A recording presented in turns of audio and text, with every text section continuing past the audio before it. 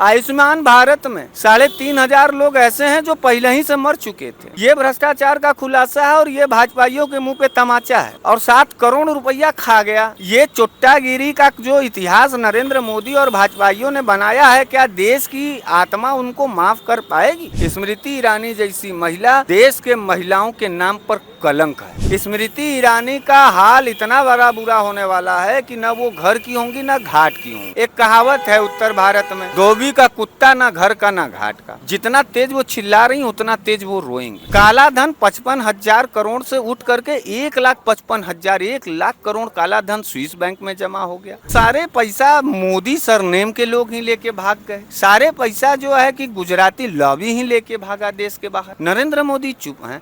अमित शाह सदन के अंदर बैठ करके गुंडों की तरह बात करते हैं। सड़क पर जिस दिन मिल जाएंगे उस दिन जनता उनसे जब गुंडाई शुरू करेगी ना तो घिघियाते नजर आए। मैं आज एक भविष्यवाणी आपसे कर देना चाहता हूं। भारतीय जनता पार्टी की सरकार जनता के जूते और चप्पल के आधार पर जाएगी। नरेंद्र मोदी जी जो कहते हैं वो समझ लीजिए ठीक उसका उल्टा होने वाला। नरेंद्र मोदी जी कहें कि अगर हम विकास करेंगे तो समझ जाइए उस राज्य उस देश का बर्बादी हो जाएगा। नरेंद्र मोदी जी ये कहें कि अगर हम जो है कि बहन बेटियों की रक्षा करेंगे तो आप समझ जाइए कि बलात्कार का दौर शुरू हो जाएगा।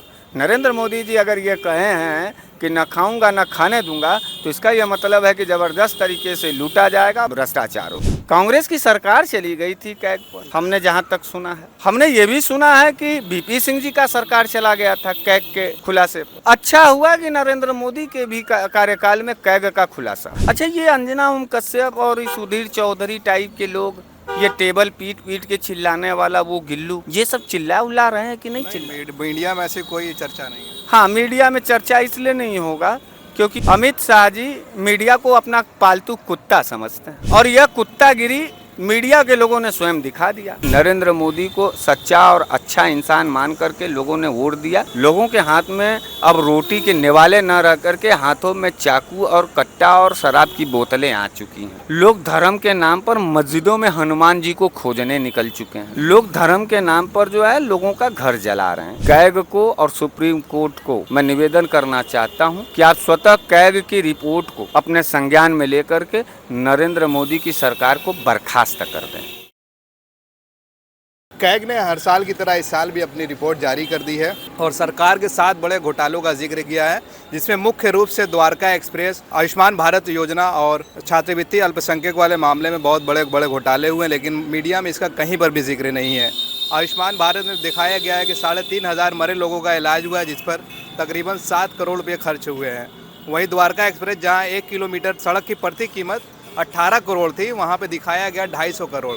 मोदी जी तो कह रहे थे ना मैं खाऊंगा ना खाने दूंगा, लेकिन इस तरह के भ्रष्टाचार देखे गए हैं और मीडिया में कोई भी इस पर चर्चा नहीं हो रही है। तो इन सब बातों पर चर्चा के लिए हम बनारस वाले मिश्रा जी के पास एक बार फिर मौजूद हैं, उनसे जानते हैं उनकी सबसे पहली प्रतिक्रिया क्या है। सर, बहुत बहुत स्वागत है आपका। जी, बहुत बहुत धन्यवाद। अभी मैंने जो बताया कैग का रिपोर्ट आई है, इसमें बड़ी बड़ी सरकारें जा चुकी हैं और मोदी सरकार ने कहा था ना खाऊंगा ना खाने दूंगा। देखिए, मोदी जी लगातार चोर के मानसिकता से काम किए, झूठ के मानसिकता से काम किए और ये मैं एक बार नहीं कह चुका हूँ, मैं हजारों बार कह चुका हूँ। भाई, उनको दृष्टि दोष हो सकता है जो कोख से अंधभक्त पैदा हुए। हम तो कोख से देशभक्त पैदा हुए हैं और देश के तरफ के लिए हम बात करेंगे। हम बड़ी गंभीरता से और शालीनता से इस देश की जनता से कहना चाहते हैं कि एक बार आप धोखा खा सकते हैं, एक बार चोर को छोड़ सकते हैं, 2 बार चोर को छोड़ सकते हैं। कितनी बार चोर को छोड़ने का आपके पास मौका है, ये बता दीजिए। ये चोर ऐसा चोर है कि चोरी भी करता है और सीना चोरी भी करता है। इसके जो संगठन दल के लोग हैं वो मार काट और घर जलाने पर भी आमादा है। ये एक तरीके से वर्तमान भारत का नया नीरो है, वर्तमान भारत का नया हिटलर है और हिटलर और नीरो मारा गया था देश की जनता के द्वारा। हमको ये लगता है कि अगर इस पर प्रतिक्रिया नरेंद्र मोदी जी नहीं बोले तो जनता का उबाल जो महंगाई और बेरोजगारी से है, इस भ्रष्टाचार के खुलासे के बाद से नरेंद्र मोदी और भारतीय जनता पार्टी के नेताओं के लिए जान बचाने वाला जैसा एक चुनौती हो जाएगा। कांग्रेस की सरकार चली गई थी कैग पर, बिल्कुल हमने जहाँ तक सुना है। हमने ये भी सुना है कि वीपी सिंह जी का सरकार चला गया था कैग के खुलासे पर। अच्छा हुआ कि नरेंद्र मोदी के भी कार्यकाल में कैग का खुलासा। मतलब एक तरह शुरुआत है 2024 की।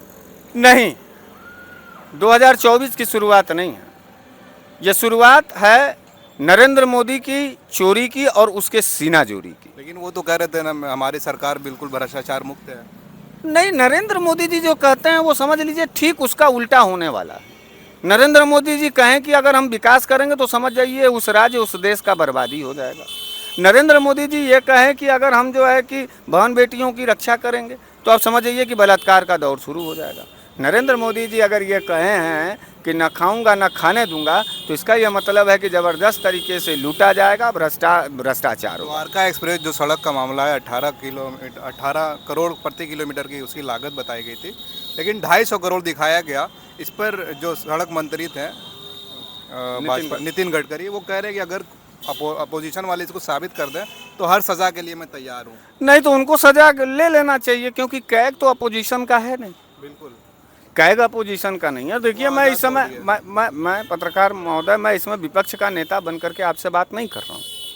मैं स्वतंत्र एक नागरिक की निगाह से बात कर रहा हूँ। और कैग की हैसियत नरेंद्र मोदी के सरकार में है कि नहीं है, उसकी अहमियत है कि नहीं है। अच्छा, ये अंजना ओम कश्यप और इस सुधीर चौधरी टाइप के लोग, ये टेबल पीट पीट के चिल्लाने वाला वो गिल्लू, ये सब चिल्ला उल्ला रहे हैं कि नहीं चिल्ला? मीडिया में ऐसी कोई चर्चा नहीं है। हाँ, मीडिया में चर्चा इसलिए नहीं होगा क्योंकि ये बात हम कह देंगे तो शायद आपको बुरा लग जाएगा। नहीं, आप बोलिए। अमित शाह जी मीडिया को अपना पालतू कुत्ता समझते हैं और यह कुत्तागिरी मीडिया के लोगों ने स्वयं दिखा दिया। क्योंकि कैग की रिपोर्ट को तो मानना चाहिए मीडिया घराने को, और अगर वो नहीं चला रहे हैं तो इसका यह मतलब है कि वह भारतीय जनता पार्टी का एजेंडा चलाते होंगे। और अगर ये भी बात समझा जा सकता है कि भारतीय जनता पार्टी के गिरफ्त में है मीडिया और लोकतंत्र का चौथा स्तंभ, तो एक बात बताइए, हम क्यों बिलीव करें और हम क्यों टीवी देखें? क्यों इनका हम जो है, और बड़े नेताओं को, विपक्ष के बड़े नेताओं को इनके समिट में भी नहीं जाना चाहिए।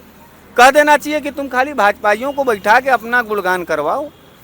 क्यों जाते हैं अखिलेश यादव जी, क्यों जाते हैं लालू प्रसाद यादव जी, तेजस्वी जी, राहुल जी या कांग्रेस के तमाम नेता इन समिटों में?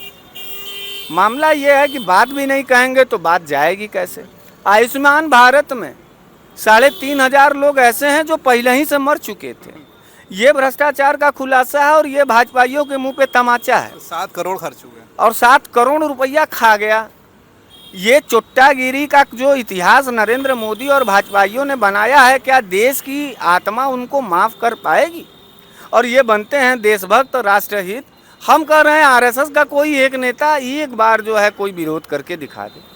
हम चाहते हैं कि भारतीय जनता पार्टी का एक नेता जो स्वाभिमानी हो वो कैग की रिपोर्ट को मानते हुए एक सवाल मोदी सरकार से कह दे।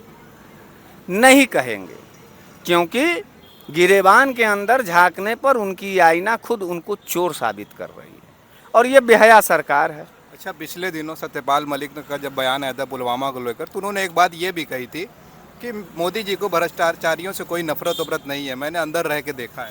भाई मेरे, जितने भी गुंडे, जितने भी माफिया, जितने भी कतली, जितने भी बलात्कारी, जितने भी घर फूकने वाले लोग, जितने भी जो है देश को बर्बाद करने वाले लोग, जितने भी बैंक को लूटने वाले लोग, जितने भी जो है इस देश के जो है संपदा को लूटने वाले लोग, सब तो भाजपा में है। कहो तो एक लाइन से नाम बता दे। ये कहते हैं कि परिवारवाद से निजात पाना है। प्रेम सिंह धूमिल का लड़का अनुराग ठाकुर, राजनाथ सिंह का लड़का ये पंकज सिंह, अमित शाह का बेटा जय शाह, हम शीर्षस्थ लीडरों की बात कर रहे हैं। ये तमाम लोग जो है, ये रीता बहुगुणा जी, ये वो परिवारवाद, ये परिवारवाद मतलब ये जो कहते हैं नरेंद्र मोदी, समझ जाइए उसका ठीक उल्टा है। और अब ग्रह गोचर थोड़ा सा नरेंद्र मोदी और भाजपाइयों का खराब हो चुका है। ये और अन्य सरकारें तो वोट के बहुमत से सरकार से बाहर गई हैं।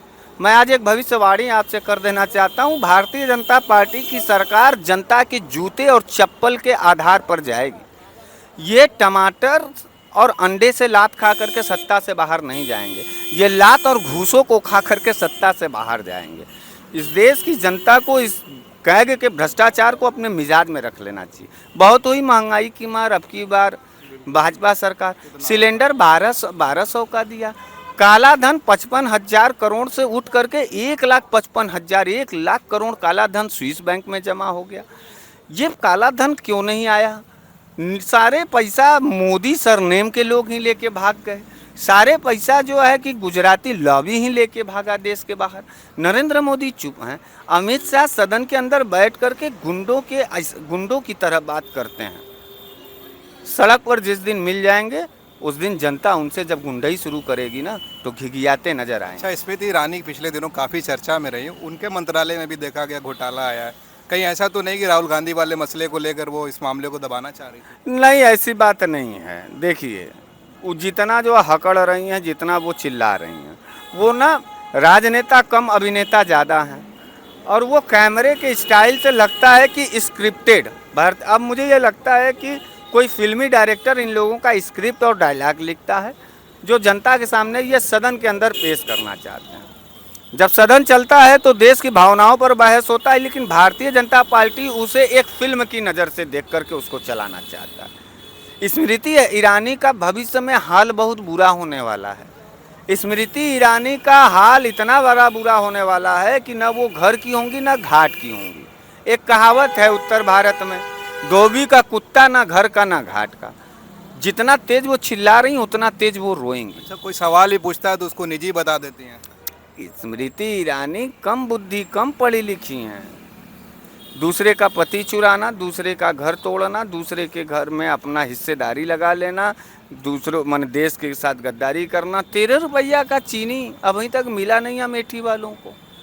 चिल्ला रही थी इतना तेज हमने रामायण में सुरसा राक्षसी को चिल्लाते हुए और हकड़ते हुए हमने देखा था। और मैं एकदम स्पष्ट रूप से कहना चाहता हूँ, स्मृति ईरानी जैसी महिला देश के महिलाओं के नाम पर कलंक है। देश की महिलाओं के नाम पर कलंक है। स्मृति ईरानी जैसी महिला नेता देश के महिला नेताओं के नाम पर कलंक है। देश का दुर्भाग्य रहा है कि नरेंद्र मोदी को सच्चा और अच्छा इंसान मान करके लोगों ने वोट दिया। लोगों के हाथ में अब रोटी के निवाले न रह करके हाथों में चाकू और कट्टा और शराब की बोतलें आ चुकी हैं। लोग धर्म के नाम पर मस्जिदों में हनुमान जी को खोजने निकल चुके हैं। लोग धर्म के नाम पर जो है लोगों का घर जला रहे हैं। यही उपलब्धि है। कैग को और सुप्रीम कोर्ट को मैं निवेदन करना चाहता हूं कि आप स्वतः कैग की रिपोर्ट को अपने संज्ञान में लेकर के नरेंद्र मोदी की सरकार को बर्खास्त कर दें। जी, बहुत शुक्रिया। ये थे मिश्रा जी, जिन्होंने कैग को लेकर और भी कई मामलों पर अपनी बेबाकी से बात रखी और बराबर ये अपनी बात रखते रहे। तो देखा जाए तो ये बहुत बड़ा मामला है, लेकिन मीडिया में कहीं भी इस पर बात नहीं हो रही है। अब देखना ये होगा कि सुप्रीम कोर्ट इस पर क्या संज्ञान लेता है, क्योंकि इसके पहले देखा गया कि बहुत सारी सरकारें हिल चुकी हैं। गुजरात में मुख्यमंत्री जब नरेंद्र मोदी बने थे तो कैग की रिपोर्ट आने के बाद ही केशुभाई पटेल की सरकार गई थी, उसके बाद बने थे। तो कहीं ऐसा तो नहीं कि ये मामला दबाया जा रहा हो। तो अगर आप हमारी बातों से सहमत हैं तो वीडियो को ज़्यादा से ज़्यादा लाइक करें, शेयर करें, कमेंट करें और इस वीडियो को ज़्यादा से ज़्यादा लाइक करें। शुक्रिया।